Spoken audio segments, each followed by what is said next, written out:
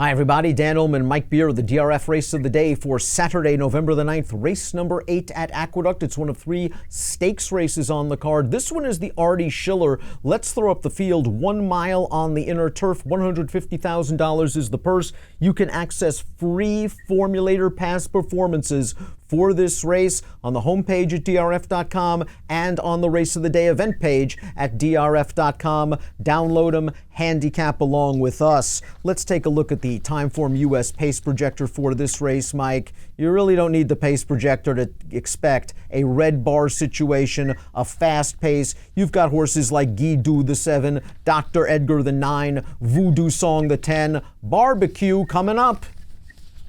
It really looks that way. I don't see how they're going to be able to avoid it, Dan. All 3 of those horses just really want to use their speed. And it's hard to argue with the pace projector, too, because Guido is just so fast when he wants the front. And I don't see any reason why they would try to rate him. And if the pace is blazing, the 1, Frontier Market, was such a deep closer, you don't even get his chiclet on the Timeform US pace projector. He's going to come firing late. He is very consistent. There's no doubt about it. He's hit the board in his last 9 races and 10 of 11 in his career in the exacta. But 7 runner-up finishes. I wonder if that's sort of because of his running style, because he comes from far back, because he gives up ground to horses with more tactical speed. He ran well last time out. Somehow he got locked in down towards the inside, and Caribou Club got the jump on him. Yeah, the Caribou Club maybe just is a little better than him, too, but he did get the jump on this horse. I thought he did well to be second. He's just really improved. You could see it coming at the end of last year, and now he's just run well in all 3 starts this year, Dan. The race 2 back at Saratoga, he had 0 pace to close into there. That wasn't the greatest field in the world, but they were walking, and he came from way out of it. That was a really nice win. He's a contender in here, and this race is going to set up well for him. The 2, Stan the Man, entered for main track only, so we'll move on to the 3, Golden Brown, a very nice New Jersey bred, trained by Patrick McBurney. This horse doesn't matter whether it's dirt, doesn't matter whether it's turf. He fires every time. He only got beat 4 lengths by the good Cold Front last time out on dirt. But we'll go back to his most recent turf race where he was a mortal lock, as Andy Beyer would say. 1-10 in the Irish War Cry Stakes. He runs like it. He's on the outside. He's going to take over the lead. He's going to win this race very comfortably. Golden Brown has now won his last 2 races on the turf, and a lot of folks forget he was a graded stakes winner on grass back as a 3-year-old. Yeah, he's a very nice turf horse. They don't spend a lot of time racing him on the grass, but he's pretty good when they run him on it. We saw that win right there. He also won his only other turf start this year, where he just went right up and pressed the pace the entire way and turned out to be too good for those horses once again. I just like his running style for this race, Dan. I think they're going to let this pace go, sit somewhere off of it, and make a run. Just Howard, the number 4, outgamed the Artie Divisadero 3 starts back at Monmouth, then disappointed in the fine stakes at Laurel 2-back. Really just don't know what happened that day. Last time out, against horses like Caribou Club, against horses like Frontier Market, you look at the chart of that race, you watch that race, that thing was falling apart late. And Just Howard might have been too close to the pace. He also was kind of in a tight spot trying to split horses late. He would not have won with a perfect trip. But I think being close to that fast pace might have worked against him. And this time around, I think he's just going to let all these other speeds go and sit in the second flight, maybe 5 or 6 off. Yeah, a horse who's very effective with that kind of a trip too. He's got plenty of races that make him a contender in here. The trip could really work out.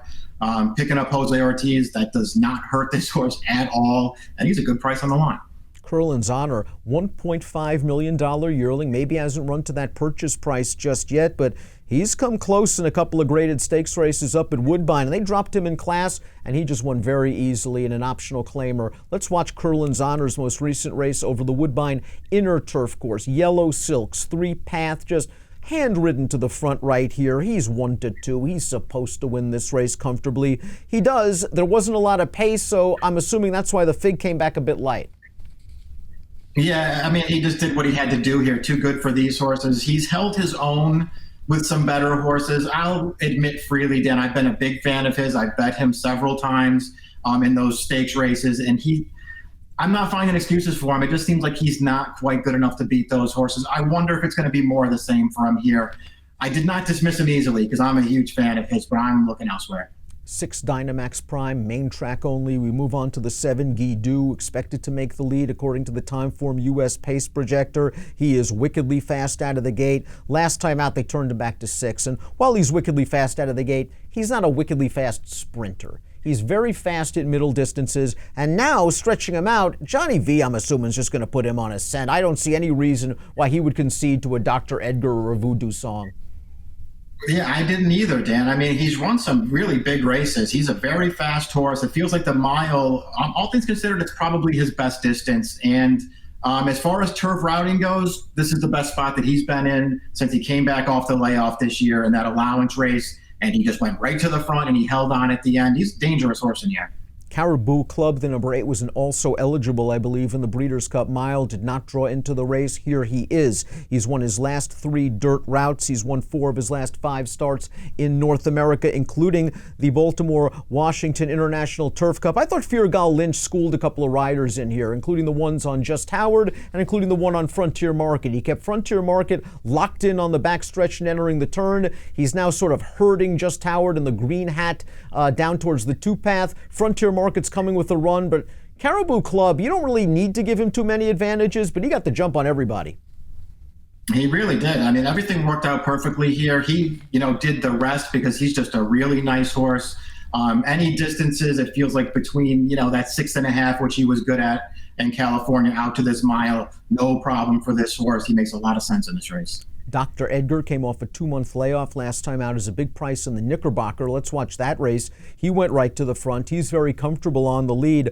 LeCullen, who ended up after this race running in the Breeders' Cup Miles, just too much Haas for him. He's going to run him down late along with Olympico. It was a good performance for Dr. Edgar. He is a nice, solid horse. He won the Grade 3 Appleton earlier this year. A little bit of give in the ground wouldn't hurt this horse at all. And he has shown the ability to sit just off, but I'm just not sure he's going to sit off a very fast pace and still outfinish some of these strong closers. That was my concern with him too. He is a horse who wants to be forward, even if there are races on his page where he wasn't right on the lead.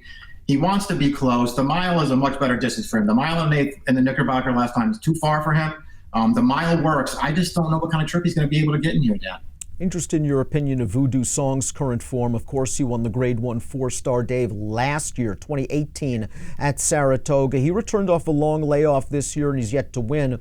The buyers say he's getting better. 96, 99 in his last 2 races.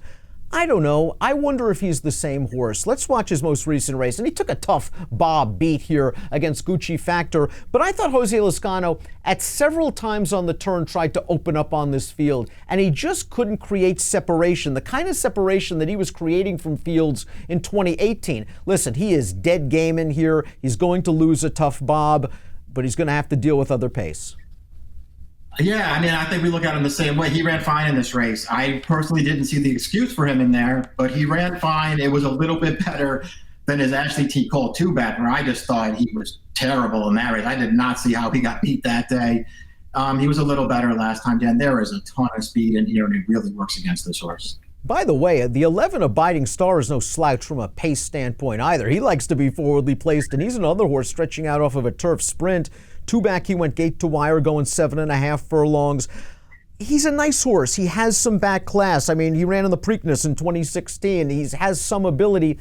I just think at this point in his career, I'm not sure if he's a true New York Stakes horse. And this is a horse, again, that just won at Parks 2 starts back, placed in a stakes at Mountaineer 3-back, but he was also in for 40 at Belmont during the spring meet. Yeah, I mean, it feels like this is tough for him, especially with his running style. I really like him as a horse. I really respect him. He was second to Caribou Club 3 starts back, and he was not far beaten by that horse. But I don't know, it just feels like this race is going to be very tough for him to win. After Gunnison won at Laurel and then won the Tail of the Cat Stakes at Monmouth, I was hoping he was going to turn out to be a good horse. And when they stepped him up in class, he was found wanting in races like the Kent and the Hall of Fame. It's now his 3rd start back for a very sharp trainer. He's going to get the right pace set up. I'm just not sure he's the best closer in this race. Yeah, he's going to need a lot of things to go his way here, and he's going to have to take a really big step forward. Top picks for the Artie Schiller Stakes. We want prices in here. We respect horses like Caribou Club, Frontier Market. They're going to be coming late. They're also going to be relatively short prices. You're going with Golden Brown, who's just a beacon of consistency. You went 3-8-1-4. Yeah, I wasn't really against Caribou Club in this race or against Frontier Market. I think they're both nice, and I think they both fit this race very well. I was just hoping Golden Brown went off a really good price and set a trip. I think Just Howard is going to go off a really good price, and I think he's going to sit a similar trip, breaking right next door to Golden Brown, getting the jump on horses like Caribou Club and Frontier Market, maybe just a little bit too close to a pace in a race that fell apart last time out at Laurel, and he does have some back races. I went 4, 10, 9, 8, and the $150,000 Artie Schiller. It is your DRF race of the day for Saturday with an approximate post of 3:20 Eastern. Good luck.